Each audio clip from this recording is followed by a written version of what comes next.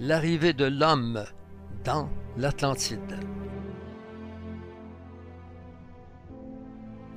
Le temps de l'école des anges allait arriver à sa fin et Dieu réaliserait la suite de son plan pour la terre avec la création de l'homme. Le chérubin, après avoir instruit dans la sagesse l'entièreté des anges, était appelé à reprendre son service sur la montagne sainte de Dieu, à Sion, quoiqu'il garderait bien entendu un œil bienveillant sur Éden et sur la nouvelle créature qui serait placée en Éden pour vivre continuellement sur la planète Terre. L'homme, contrairement aux anges, serait une créature mortelle, et à cause de cela, il lui fut donné de se reproduire afin qu'elle perpétue sa race sur la terre. Aussi, une femme fut créée à ses côtés, comme pour les animaux de la terre, créés à la fois mâles et femelles. Le chérubin avait longuement expérimenté l'existence de la vie dans un corps de chair. Il fut établi comme un guide pour l'homme, afin d'intervenir dans les affaires humaines et d'amener l'humanité à la connaissance du Créateur et de faire de la terre un lieu imprégné de la volonté du Créateur où régnerait paix et harmonie. L'homme fut donc doté d'une intelligence semblable aux anges, et comme les anges avant lui, il fut à la ressemblance de Dieu. Toutefois, s'il fut créé mortel à l'origine, sa mort viendrait comme par un profond sommeil, et en étant pleinement rassasié de jour, si toutefois il veillait à marcher d'après les vertus qui lui furent enseignées tout au long de son existence.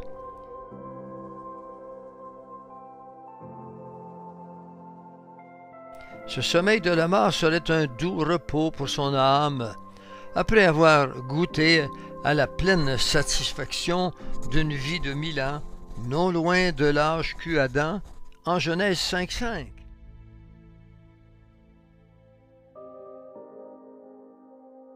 Face à la création de ce nouvel être et refusant de prendre sa place sur la sainte montagne, auprès du Créateur, le chérubin commença à ressentir un intérêt nouveau, celui de vouloir s'emparer des privilèges qui furent donnés à cet être.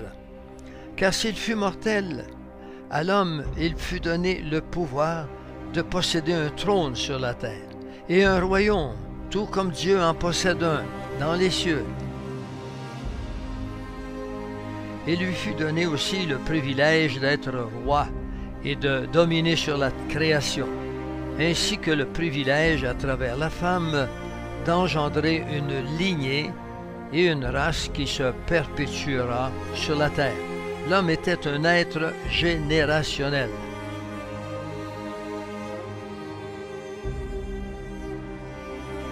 En revanche, aux anges, il fut donné le pouvoir d'être des prêtres et de bâtir des temples en l'honneur de l'Éternel, comme le fit le chérubin en Éden. Il ne devait ni bâtir des trônes, ni en posséder, ni porter de couronne, ni être des rois.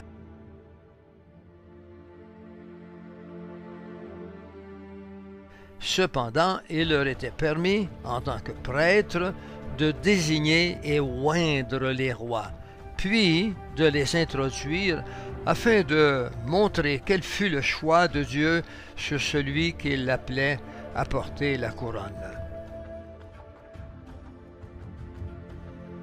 Par-dessus tout, il fut interdit aux anges d'avoir une quelconque relation avec une femme, de peur que leur corps physique, créé immortel, ne devienne mortel comme celui de l'homme. Et cela fut écrit dans la loi que l'Éternel proclama et que le chérubin apprit à tous les anges, y compris aux méritants. Ainsi, le premier couple humain fut créé à partir de la terre et placé à l'extrême sud du jardin d'Éden que fut l'île de l'Atlantide. Platon rapporte dans ses études qu'un homme du nom d'Évenard fut né de la terre, et il eut une femme appelée Leucippe, ce qui correspond, s'agissant de l'homme, au même procédé de la création qu'Adam dans la Genèse, lequel fut tiré de la poussière du sol. L'Éternel Dieu forma l'homme de la poussière de la terre, tel qu'il nous est dit dans Genèse 2, le verset 7. Par contre, Platon n'invoque pas comment fut créée la femme, et ce silence à ce sujet peut insinuer qu'elle n'est pas sortie de la terre, mais de l'homme, comme cela se fera dans la Genèse biblique. Et toujours d'après Platon, le premier couple engendra une fille du nom de Clito, d'origine grecque qui veut dire la clé. Mais il arriva qu'ils moururent avant que la jeune fille n'ait atteint l'âge nubile. Puis Poséidon, dieu des mers et des océans, prit pour femme cette jeune fille et engendra avec elle une descendance sur la terre. Chose curieuse, ce philosophe grec n'invoque rien au sujet de la cause de la disparition des parents de la jeune fille, quand il nous fait pourtant savoir ce que fut le dieu Poséidon, qui avait reçu en partage cette terre où vivait ce couple, c'est-à-dire l'île de l'Atlantide. Mais l'information que nous donne Platon est tout à fait révélatrice, car on peut se demander pourquoi les parents de Clito moururent au moment où la jeune fille atteint l'âge nubile, qui est l'âge de procréer. C'est parce que, justement, c'est le don de procréation de la jeune fille que visait le chérubin, dont nous établirons du reste qu'il est le dieu Poséidon.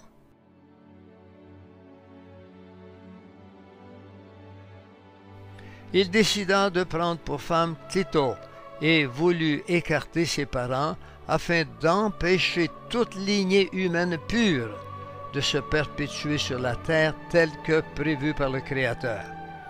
Car il serait seul avec cette dernière, seul pour engendrer une progéniture qui serait la sienne, puis de bâtir son royaume.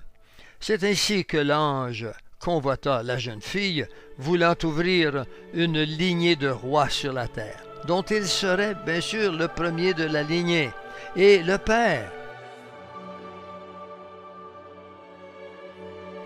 Mais au-delà, il se voyait devenir le père de plusieurs générations sur la terre, comme la promesse que Dieu fit à Abraham par serment en Genèse 22, entre les versets 15 à 18. Il désirait donc la jeune femme, pensant que si elle était restée seule, il pourrait perpétuer librement une race royale sur la terre, c'est-à-dire des fils ayant la royauté et la domination sur cette terre. Ainsi, au travers de cette lignée, son nom demeurerait glorieux sur la terre. Alors, il tua le premier couple humain, Évna et Leucippe, et prit pour femme leur fille, la jeune Clito. L'Éternel, qui avait vu cette menace du danger, exhorta le chérubin avant que celui-ci ne s'engage par cette voie, en l'invitant à revenir auprès de lui et à retrouver sa place sur Sion, sa sainte montagne, lui annonçant que sa place ne fut désormais plus en Éden et qu'il lui reviendrait de le servir sur la terre d'une nouvelle manière avec l'apparition de l'homme.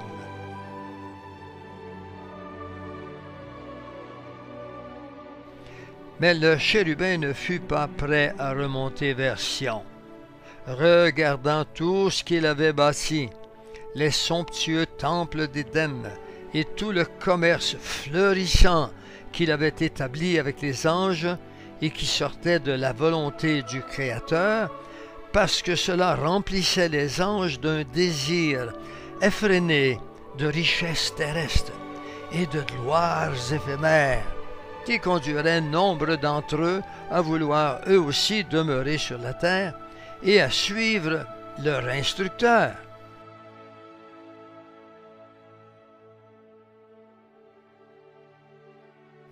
Loin de vouloir servir son Créateur, le chérubin assassina donc le premier couple humain et brava l'interdit fait aux anges en s'unissant à la jeune fille, Clito. Dès cet instant, il sut qu'il perdrait l'immortalité de son corps physique qui lui fut donné par Dieu et par lequel il entra dans la dualité.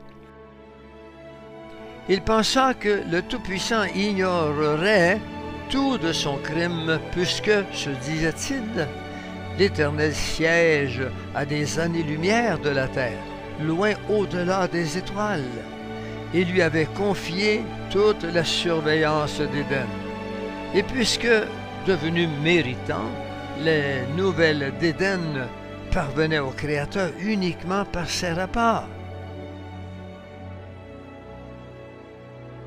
Mais lorsqu'il fallut rapporter au Créateur la disparition du premier couple humain, il mentit en rapportant qu'ils moururent tous deux par l'attaque d'une bête sauvage, un dragon, comme firent les frères de Joseph, qui dirent à leur père Jacob qu'une bête sauvage avait dévoré Joseph, ceci afin d'écarter Joseph de sa position auprès de leur père. Il fut en effet le seul capable d'exciter le dragon et de l'arrêter. Il ajouta dans son rapport être parvenu juste à temps pour protéger la jeune Clito de ce drame.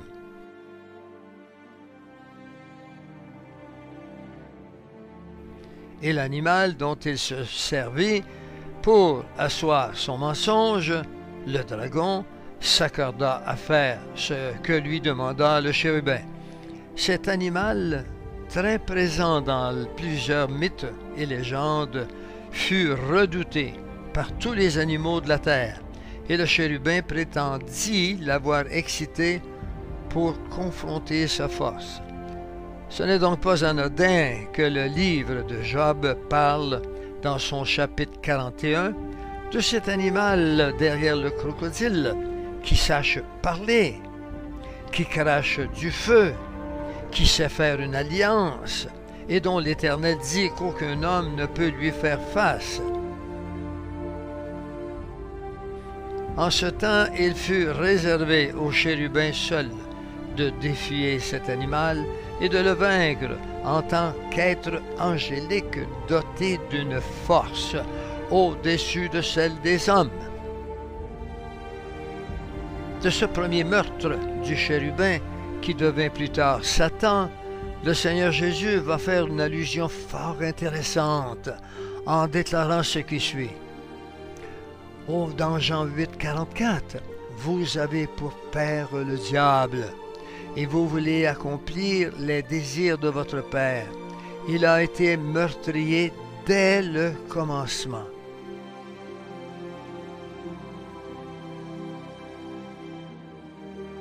Dans ce verset, l'insistance sur le mot « père » s'agissant du diable révèle que cet ange a convoité la procréation et voulu se doter d'une descendance. Et l'autre élément important de ce verset est ce meurtre révélé par Jésus. Mais de quel meurtre nous parle le Seigneur, qui aurait existé dès le commencement? Et à quel commencement Jésus fait-il référence?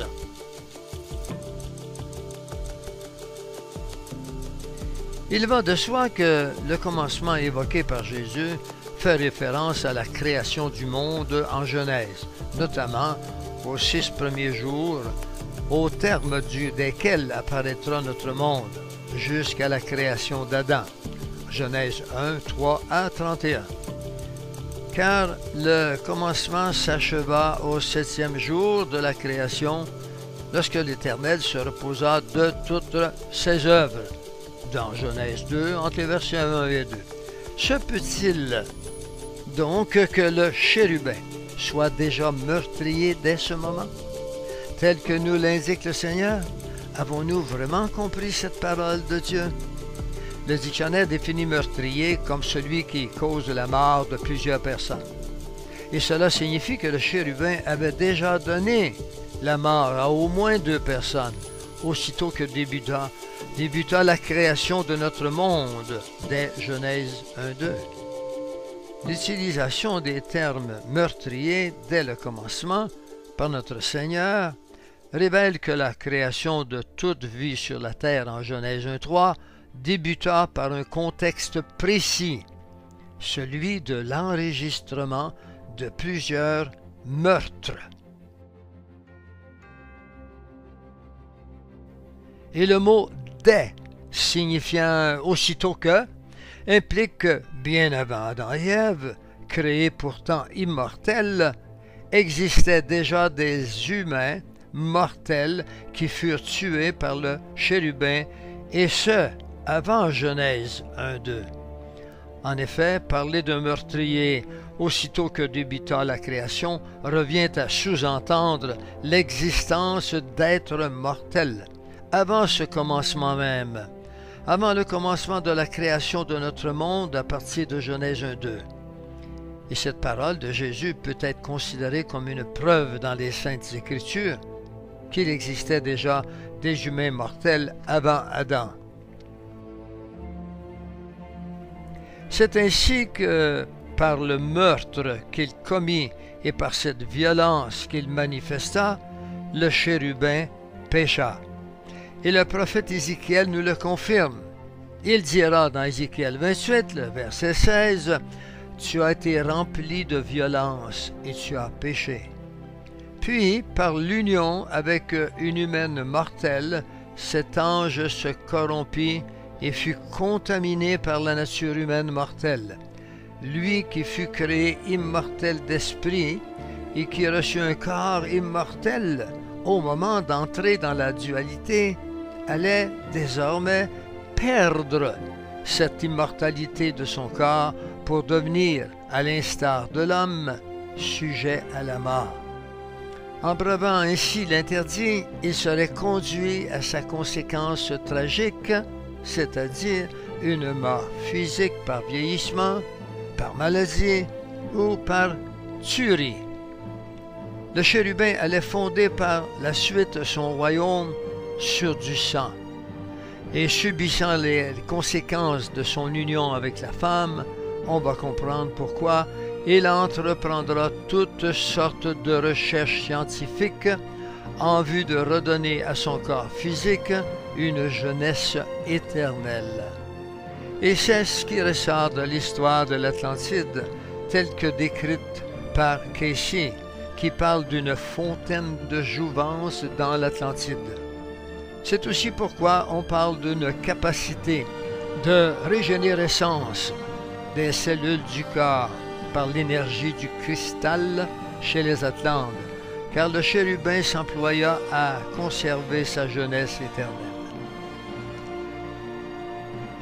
L'union du chérubin à la jeune Clito a certainement inspiré la mythologie nordique de l'Europe, avec les récits de l'écrivain anglais Tolkien, parlant d'êtres immortels appelés les elfes, qu'il faut entendre là, aussi comme anges, qui vivaient avec les hommes à un temps sur la terre, lorsqu'une femme elfe, c'est-à-dire immortelle, épousa un homme mortel et perdit son immortalité.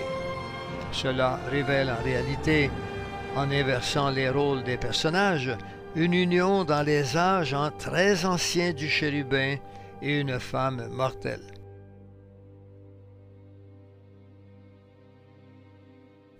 C'est aussi pourquoi l'apôtre Paul, disciple de Jésus-Christ, éveille notre attention sur ce qui a dû se passer avant qu'Ève fût créée dans le jardin, en déclarant que Dieu créa la femme avec de longs cheveux pour lui servir de voile à cause des anges. C'est dans 1 Corinthiens 11, le verset 10. C'est pourquoi la femme, à cause des anges, doit avoir sur la tête une marque de l'autorité dont elle dépend. Le chérubin chercha une descendance qui fût semblable à Dieu sur la terre. Aussi des fils naquirent de son union avec Clito, qui furent des hybrides, ayant pris la place de la première humanité sur la terre.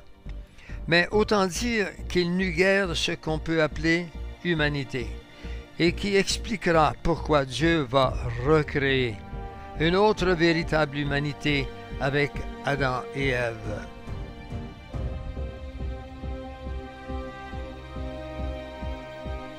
Si le chérubin voulait être comme Dieu sur sa montagne dans les cieux, il fallait au chérubin posséder un royaume sur la terre, c'est-à-dire se doter premièrement d'une cité, puis, ce qui était tant essentiel à tout royaume, se doter d'un trône sur la terre.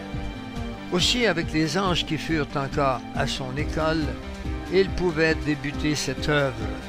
Dès lors, il entreprit de très grands travaux, lesquels aboutiraient à la transformation du sud d'Éden en une ville prestigieuse appelée Poséidopolis, du nom que lui donna Platon, ou Poséida d'après Cayce, tous deux dérivés du nom de Poséidon, personnage de la mythologie grecque et que nous disons être le chérubin d'Ézéchiel devenu Satan. En bâtissant une ville et un trône, il eut la pensée maligne de les dédier trompeusement au Créateur, comme un présent, et comme il l'avait fait pour les sanctuaires dont il était le bâtisseur jadis. Mais il les bâtirait avec la volonté, une fois que le Créateur les aurait agréés et une fois qu'il y aurait pris place, de les revendiquer comme étant sa propriété et de s'y asseoir lui-même.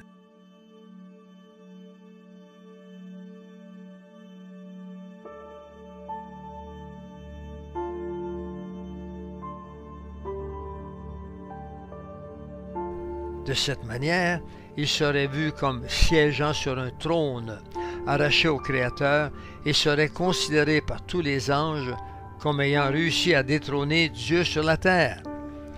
C'est ainsi que, sur une petite montagne située du côté de la plaine fertile au sud d'Éden, là où fut placé le premier couple humain d'après Platon, il bâtit la grande ville et érigea en son centre ce qui serait son futur trône.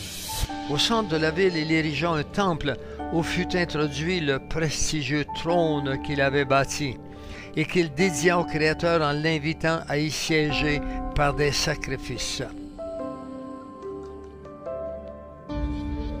Mais le chérubin ignorait en ce temps-là que depuis son trône dans les cieux, le regard de l'Éternel perçait même les pensées les plus secrètes de toutes ses créatures. Le Créateur voyait celui qui pensait se servir de la ville et de son trône pour être son égal, voulant s'attirer toute la gloire qui lui est due en tant que Créateur, et désirant que ses anges lui vouent désormais un culte d'adoration à lui. La ville achevée fut une merveille architecturale, mais le Créateur, sachant les crimes du chérubin contre le premier couple et le vol de leur fille pour avoir une descendance, n'agréa pas la dédicace de la ville, et encore moins celle du trône qu'il bâtit trompeusement en son honneur. L'Éternel ne se manifesta pas lors de la dédicace de la ville, du trône qui cachait des desseins sombres et inavoués. Il n'agréa pas l'offre de ce siège comme présent et refusa d'y siéger, ce qui remplit l'ange de colère, car il ignorait que l'Éternel du haut des cieux, où il résidait, lisait les intentions cachées de ses créatures les plus secrètes fussent-elles.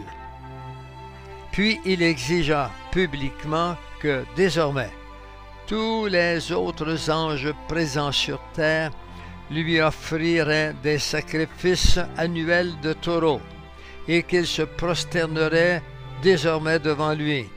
Et ce fut en cette circonstance qu'il se déclara Dieu sur la terre. En Ézéchiel 28, 2, il nous est relaté « Tu as dit, je suis Dieu, je suis assis sur le siège de Dieu au sein des mers. » Comment comprendre que le chérubin dit être assis sur le siège de Dieu et non pas sur le trône de Dieu? Ah, Dieu ne peut avoir de siège. Le Tout-Puissant ne dispose que d'un trône. Alors, d'où vient ce siège? En effet, aucun texte des Écritures saintes ne présente le Créateur Tout-Puissant assis sur un siège, mais bien sur un trône, ce qui soulève des interrogations. Le siège de Dieu évoqué par l'ange comme étant celui du Créateur n'est certainement qu'une imitation du trône céleste, bâti par la sagesse de l'ange sur la terre. À cette déclaration, il apparaît que son ambition connut là un début de réalisation.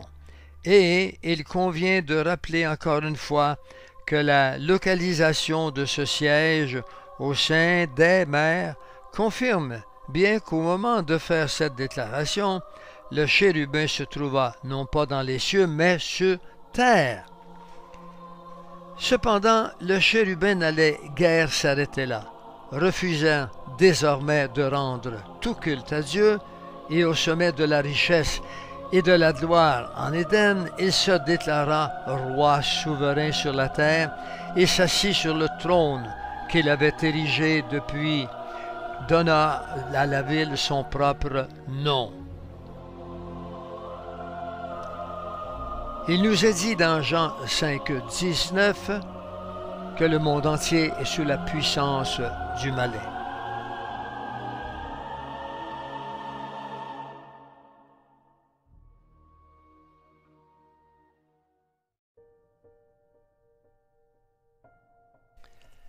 Quel serait le sort de ce prétentieux chérubin qui voulut s'approprier le trône de Dieu? La réponse se trouve en Ézéchiel 28, entre les versets 7 à 10.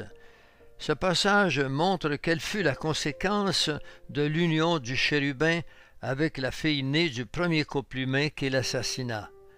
Le chérubin finirait par mourir et la descendance qu'il aurait engendrée serait elle-même corrompue et rejetée par le Créateur, ce qui se traduit dans ce passage par le terme « incirconcis », qui signifie « celui qui n'a aucune alliance avec Dieu ». Puisqu'il s'était révolté par son acte contre le Créateur de prendre Clito pour femme, le chérubin connaîtrait lui aussi la mort. Son corps serait contaminé par la mortalité du genre humain. Il finirait lui aussi par mourir comme l'humain, lui ainsi que les enfants engendrés avec la jeune fille. Sa mort physique ne viendrait nullement par un sommeil tranquille, tel que cela fut réservé à l'homme, mais il recevrait une mort violente à l'instar de celle qu'il avait causée au premier couple, Événar et Leucippe. La violence de la mort décrétée par l'Éternel serait à la hauteur du crime dont il avait été l'auteur et dont il était le père sur la terre, et la descendance qu'il engendra de son union à cette fille serait indigne de l'Éternel et connaîtrait elle aussi le même sort. Ézéchiel 28 nous le dit comme ceci: « Tu mourras comme ceux qui tombent percés de coups au milieu des mers. » Ézéchiel évoque cette descendance corrompue à travers le terme incirconcis, ou encore ceux qui tombent percés de coups, montrant qu'une telle descendance fut indigne de la création de Dieu, puisque née contrairement à la pensée de Dieu. Et quoiqu'ayant une apparence humaine, il n'était pas de la race de l'homme, mais d'une race hybride, mi-ange, mi-humaine. Ici également, le terme incirconcis montre clairement que l'Éternel ne vise nullement le roi de Tyr du sud du Liban, car comment supposer que le roi de Tyr fût circoncis? En outre, ce terme incirconcis traduit aussi l'existence d'une race hors du plan de Dieu, d'une race impie, mi-ange, mi-homme, et qui ne fut guère considérée comme créature de Dieu, laquelle subira donc la mort et le rejet de l'Éternel. le chérubin fut en définitive incapable, en dépit de toute sa sagesse et sa beauté, d'atteindre le rang de Dieu, ce qu'un seul, Jésus le Christ, réussira des millénaires plus tard sur la terre refaite pour l'homme. À l'inverse, qui est considéré comme circoncis, c'est la race humaine pure, selon la pensée de Dieu, qui descendrait du premier couple d'Éden. Mais cette race fut comme avortée au profit de la race hybride et impie. Celle-ci, au contraire, était reconnue par Dieu. Tandis qu'Ézéchiel parle des incirconcis pour désigner la race mi-ange, mi-homme rejetée par Dieu, Isaïe va les appeler quant à lui la race des méchants. Dans Isaïe 14, au verset 20, il nous dira « On ne se souviendra plus de la race des méchants ». Le Créateur décréta donc une mort des plus violentes pour le chérubin, après le crime odieux qu'il avait mis et la violence dont il avait fait preuve. Ézéchiel 28, tu mourras comme ceux qui tombent percés de coups au milieu des mers. Si on prend cette histoire de la race hybride mi-ange, mi-homme, on comprend les récits de Tolkien, qui évoquent une race appelée homme, semi-homme ou hobbit, qu'on identifie comme ces êtres mi-homme, mi-ange, et à ce titre, cette mythologie scandinave rejoint le récit caché de la Bible avant la création de notre monde descendu d'Adam et Ève. Cette race mi-ange, mi-homme, la race des méchants, finit par occuper la place de la race humaine pure, destinée à occuper la terre de l'Atlantide. Et cette race hybride forma une longue lignée de rois sur la terre.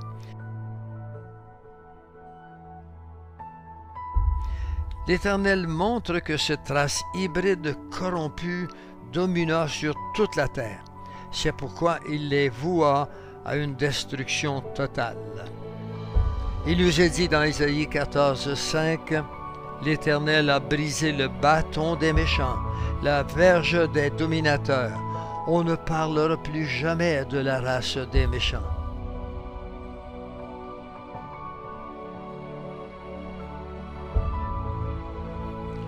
À la suite de l'apparition de la race hybride, mi-homme, mi-ange, d'après Isaïe, une autre race va apparaître dans l'Atlantide, laquelle naîtra cette fois-ci de multiples manipulations génétiques menées par le chérubin.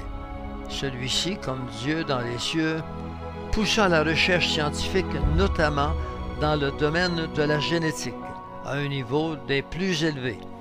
Lui que l'Éternel fit sage, plus sage que Daniel, perçait tous les mystères cachés de la science et se servit de la génétique, la chimie et de la physique pour reproduire de faux humains de façon tout à fait artificielle. À la lecture d'Ésaïe 14, apparaissent des êtres appelés les ennemis, dont on va comprendre qu'ils se multipliaient de façon extrêmement rapide sur la terre au point de mener d'envahir entièrement l'ancien monde. Ésaïe 14, verset 21, répondra à ceci de la façon suivante. « Préparez le massacre des fils, à cause de l'iniquité de leur père, qu'ils ne se relèvent pas pour conquérir la terre et remplir le monde d'ennemis. » Cette race, façonnée génétiquement par un mélange des gènes humains à celui de quelques animaux, deviendrait une armée au service de la race des méchants et permettrait aux descendants du chérubin d'envisager les conquêtes des territoires dévolus aux autres anges sur la terre. Alors, la terre entière se mit à craindre l'arrivée des ennemis, envahisseurs. Ce sont ces ennemis qui sont devenus ces esprits que nous appelons aujourd'hui du nom de démons.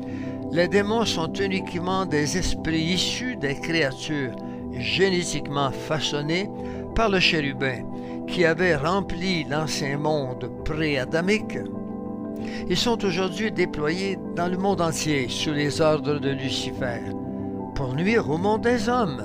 C'est la raison pour laquelle Jésus nous donna le pouvoir de dominer sur eux et recommanda de les chasser.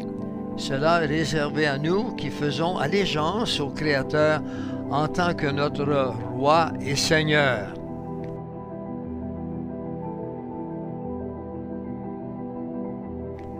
Certes, il n'a pas fait mention de la manière dont cette race d'êtres était amenée à l'existence. Mais il semble que le procédé soit totalement artificiel et devait permettre leur croissance rapide, afin d'envahir le monde tel que le déclare Isaïe. Il le dira au chapitre 14, 21, qu'il ne se relève pas pour conquérir la terre et remplir le monde d'ennemis. Ici également, les récits de Tolkien, tirés de la mythologie scandinave, montrent une race créée artificiellement et qui, en très peu de temps, envahit toute la terre du milieu où se déroule ce récit. Il s'agit des orques et des gobelins qui furent créés pour servir aux chérubins d'armées capables de conquérir la terre. On parle ici du livre de Tolkien intitulé « Le Seigneur des Anneaux ». En résumé, il y a, d'après Isaïe, les pères, Isaïe 14, 21, qui descendent directement du chérubin et de la jeune femme Clito. Ils sont aussi les dominateurs, Isaïe 14, 5. Ils se perpétuent par les fils, 14, 21, aussi appelés par lui les méchants.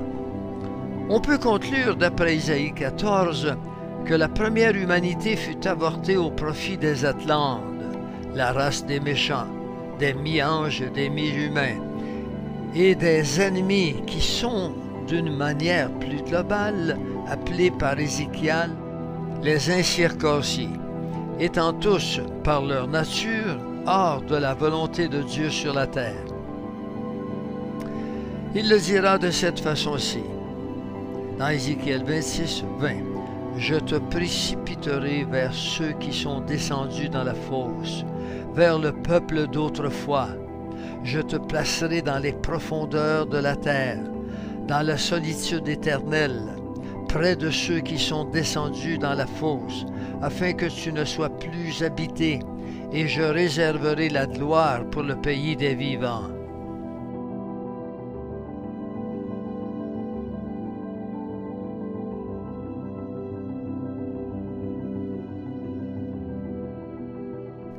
Chers eschatophiles et théophiles, ici se termine ce 4e épisode sur l'arrivée de l'homme au sein du continent perdu de l'Atlantide.